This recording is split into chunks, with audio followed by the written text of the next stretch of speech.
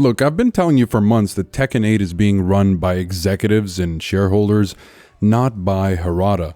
I said private equity was steering this game off a cliff. On May 12th, Harada confirmed it. He bailed on Bandai Namco. He's now CEO of his own studio, and it's funded by Saudi money. If you've been watching this channel, none of this is a surprise. I'm going to break down exactly what happened, why it validates what I've been saying, and what it essentially means for Tekken 8. So on December 2025, Harada announced his retirement from Bandai Namco. The industry was confused. Most assumed he was just actually retiring. Months in between, Harada quietly joined LinkedIn for the first time in his career. He started adding every game developer he knew, said he was just there to make friends. On May 1st of 2026, VS Studio formed legally, and on May 12th, there was the public announcement, which I'm sure you may have already seen, where Harada announced officially that he is the CEO of VS Studio, funded by SNK. And I'll talk about what that truly means in just a minute and what that means, because I've seen some worry whether or not Saudi money or Saudi influence will actually affect the game in any negative way. And I disagree, and I'll explain why in just a minute. Now, the money-hungry quote that started it all is when months ago, Harada gave an interview where he basically said Bandai Namco is only interested in making money. He got pushback online, he tried to walk it back, but the damage was done. I briefly covered this in a previous video. Everyone said I was being too harsh on Bandai and, I should just give them some slack because they gave us a good update on April, but I really don't think I was harsh. Harada said it himself. Now, the shareholder shift is when a few months ago, Bandai Namco gave shareholders more control over the company. That's the kind of corporate restructuring that turns a creative-led studio into a profit extraction machine. And I think it's proven through the patches that we've gotten since then. Heat Dash abuse, the Season 2 mess, the Season 3 disaster, characters that don't line up with what the community wants. The patches, in my opinion, those were not accidents. They were absolute directives, and someone above Harada and potentially above Murray was making the calls. So this matters because the patches that have made Tekken 8 frustrating to play aren't the dev team's fault. They're the result of executives who don't play the game making decisions about how it should feel. And Harada walking away is the loudest possible confirmation that the man in charge of Tekken didn't have the freedom to make Tekken the way he wanted, or the way the people wanted. And he knows what the people want. He's an industry veteran. There's some coded language in the announcement video. If you're just playing the game or a casual viewer, you may just think it's just a normal announcement video. But he specifically said that I wanted to make a place where I could focus solely on making games with trusted colleagues. The translation is, I couldn't do that at Bandai.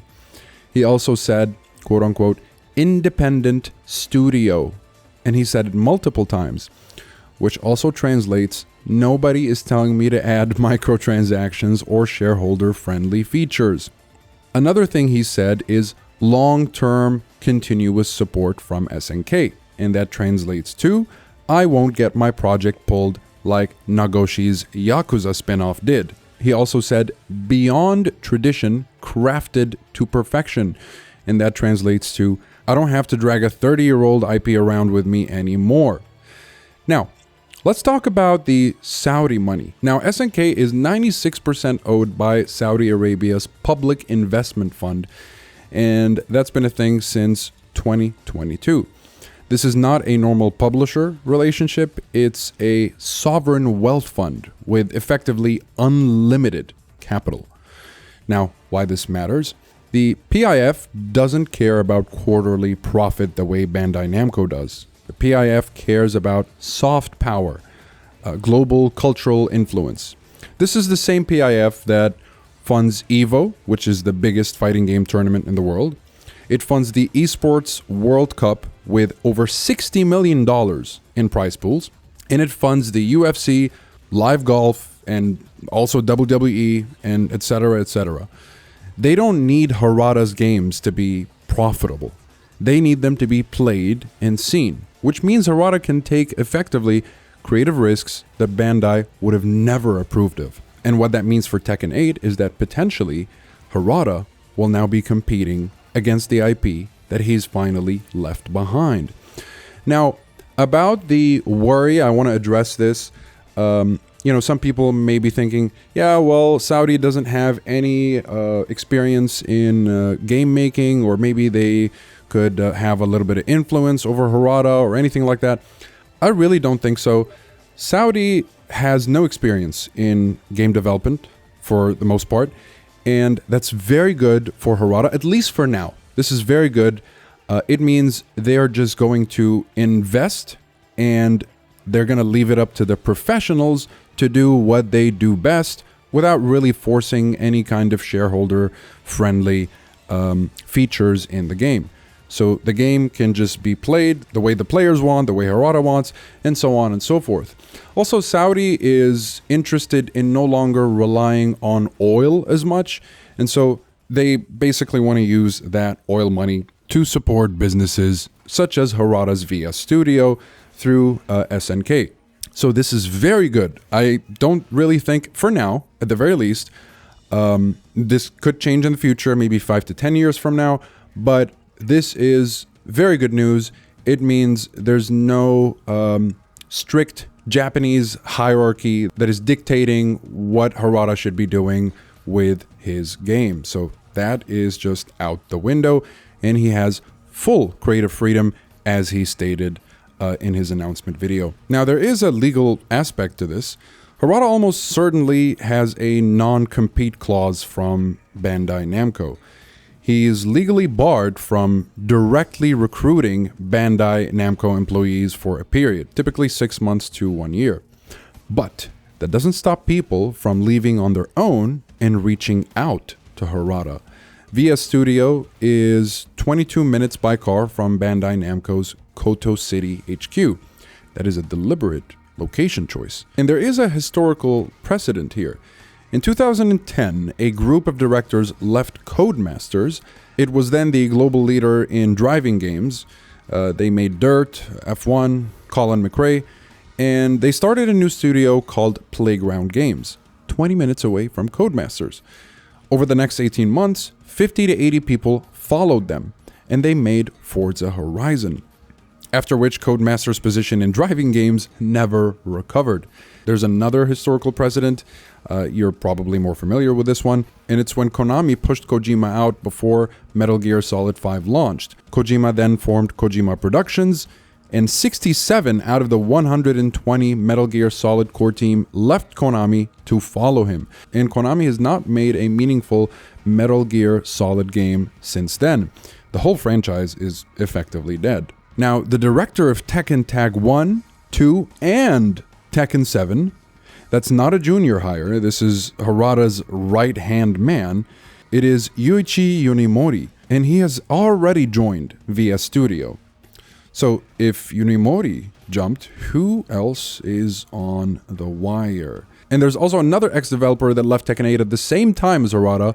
His contract expired, and he said publicly, I didn't even know about this April patch. And what this means is that Bandai is keeping departing employees out of the loop. They know defections could accelerate, and they're locking down information flow. Now, this means so many things for the future of Tekken 8 and Tekken 9.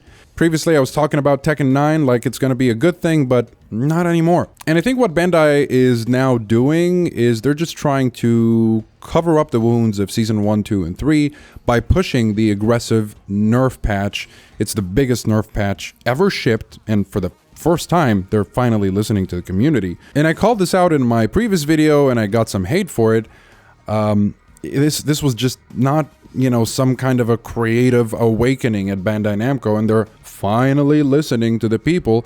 But people just like to jump on the bandwagon and hate on anybody that is thinking critically. So, yeah, all of this basically confirms my skepticism that the April patch is not really for the people. It is nothing more than damage control. And they knew that Harada is about to announce VS Studio, and they needed market sentiment back before more developers walk. So that patch was strategic, not artistic. Alright, so now I want to talk about why this is really good for the fans. Because for 30 years, Tekken has had no real 3D fighter competition. Soul Calibur is basically dormant/dead. Virtua Fighter has been on life support, even with the new one. Dead or Alive lost its creator, and Tekken has just been able to coast on monopoly position. And a real Tekken rival is going to spark some serious healthy meta.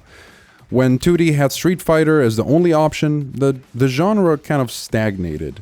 When SF6 launched alongside Tekken 8, plus GG Strive, plus MK1, the 2D scene exploded. So 3D needs the same competitive pressure. Harada at SNK is the most valuable, credible threat possible. He literally led Tekken to global #1. He has Yonemori, who has 3D fighter engine experience. He has Yasuyuki Oda, which is the Street Fighter 4 plus Street Fighter X Tekken battle designer, as a close partner. He has unlimited Saudi PIF capital. He has no IP baggage and a clean slate to make whatever he wants. So with that experience, I mean, only the sky's the limit. So what could this all mean? Well, Harada said, I want to make competitive games, plus fighting games specifically, plus he won't limit it to one genre. My best guess is a new 3D fighting IP, possibly using SNK's existing IPs, maybe Fatal Fury, King of Fighters. Since Harada hinted he likes their characters, the worst case for Bandai is Harada makes a 3D fighter that directly competes with Tekken 9, which by that point, I don't think Tekken 9 will be feeling anything like Tekken if they continue what they're doing. Now, if they continue with listening to people by actually nerfing characters, yeah, that could mean something completely different for late-stage Tekken 8 and Tekken 9, but Harada is still a huge threat, the biggest threat to Tekken. And I love it, and I'm all here for it, and whatever this guy releases, whatever VS Studio releases, I am definitely going to be covering it, so make sure you subscribe to the channel. I'm going to be covering every single piece of news. I'm going to be playing the game that they release, and just kind of going from there. So, what does this mean for Tekken 8 players right now? Well, this is leverage. Bandai now has actual competitive pressure. So, future patches should reflect that. And anytime the Tekken developers or Bandai Namco pisses off the Tekken community with completely disconnected updates or patches, well, that's just going to be more fuel to fire up VS Studio. So if you're tired of the fact that Bandai just doesn't want to listen, well, now they're about to be forced to. And the April patch is proof of that. So to just close things off, I know this has been a little bit of a longer video. Harada walking away from Bandai is the loudest confirmation of everything we've been talking about on this channel. Private equity, shareholder control, patches that don't line up with what players want. That wasn't me being paranoid. It was a diagnosis of the industry and what's going on, and just kind of reading between the lines and what could be going on behind the scenes. And so now we wait. Does the Tekken team follow him? Does VS Studio make a 3D fighter that finally puts Tekken on its toes? Does Bandai panic fix their behavior? Drop a comment. I really would love to just hear what you guys have to say. Are you optimistic about VS Studio? Or do you think Tekken can self-correct from here?